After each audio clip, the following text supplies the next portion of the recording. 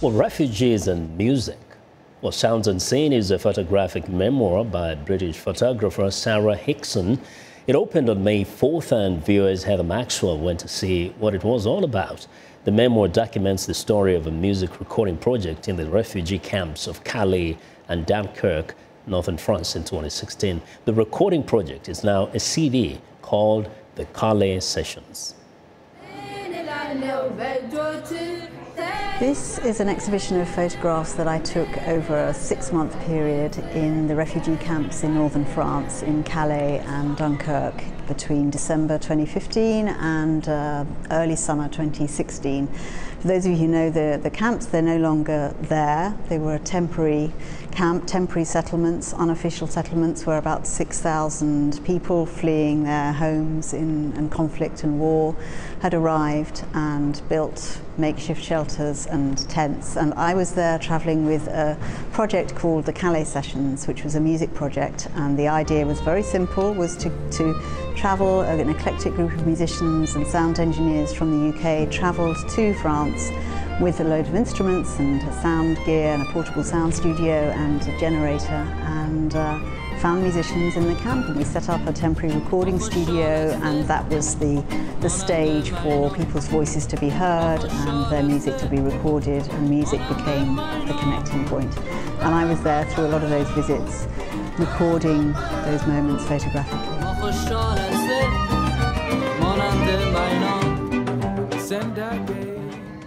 This wall contains about 128 images which we created, made a collage. Who are the women there in the center? The women here, we met at the evangelical church, which you see here, which is obviously just a tent with a simple wooden frame and a cross.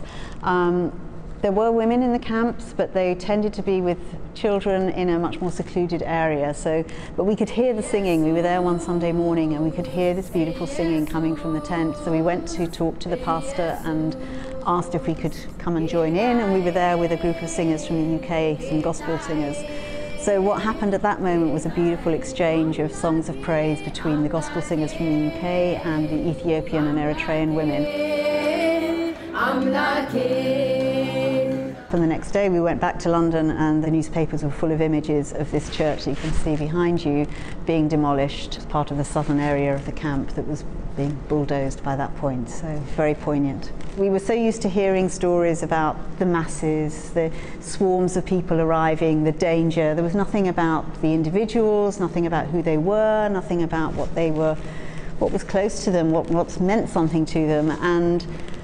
And also, obviously, there's a language barrier, and yet with music, that is an immediate way to reduce the differences between people. Here we have Asi, who was from Ethiopia, playing the guitar with David Wilson, and they were just sitting outside the tents, and David was teaching Asi some chords, some Western chords, A, C and G, and then Asi, after about 20 minutes, turned to David and he said, "That's great, would you like to now learn some Ethiopian pentatonic scales?" And so then ensued an entirely different teaching session between Asi and David. And there were moments like that all the time. People are dancing and there was a drumming, and it was just a spontaneous outbreak of joy in the midst of a horrible place.